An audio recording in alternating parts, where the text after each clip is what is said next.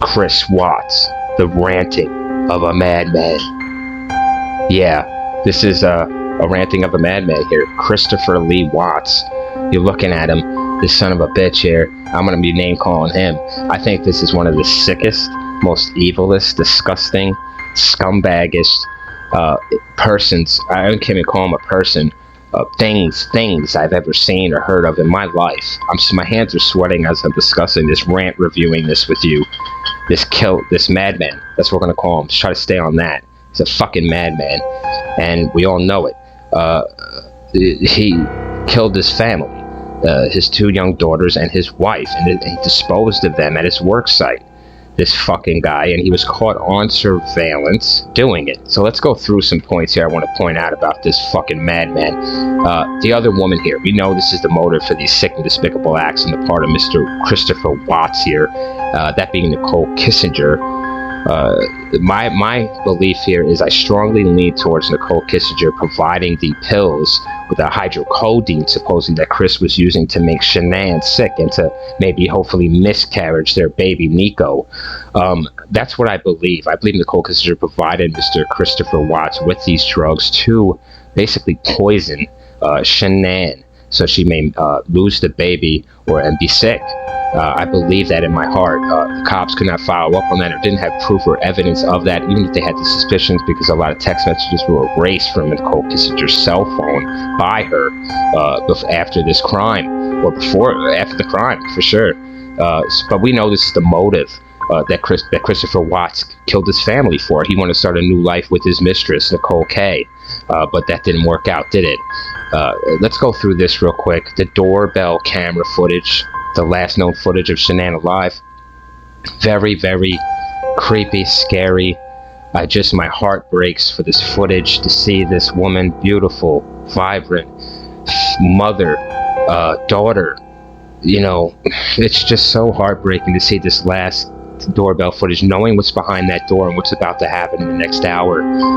That I believe that this coward here lied in wait for a vulnerable and weak state, such as her coming home exhausted from a trip, pregnant and sleeping, to act on his demented plan.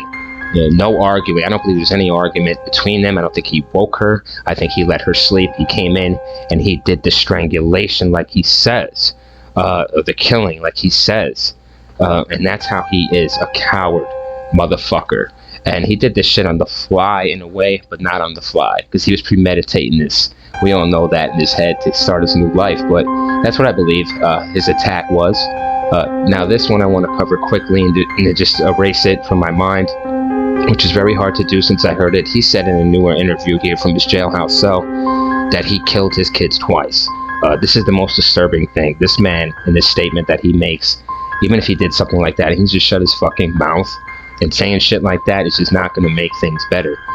Fuck him. He said that he killed them in the bedroom once and they woke up amazingly, and he was surprised by that, so they had to take him out to the oil field and finish the job there by suffocation, smothering with blankets.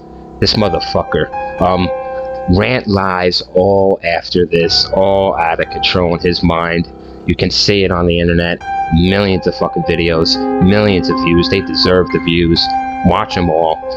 Fuck this guy and his life. Shouldn't even have life, but he does. And Rant lies all over. Man, look at him. He fucking lost it. Look at the shit against him. The Rant lies he had to come up with over and over during this first day missing. Man, he was on the shitter. He's a son of a bitch. This creature here is very, very sick and dangerous beyond belief.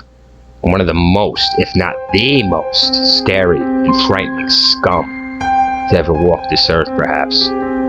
Yeah, that's the truth of it. That's how the real Rant reviewer feels in his heart about this case every time he thinks about it or sees it or hears about it. My heart goes out to the Shanann and the children. I know their names, Cece and Bella.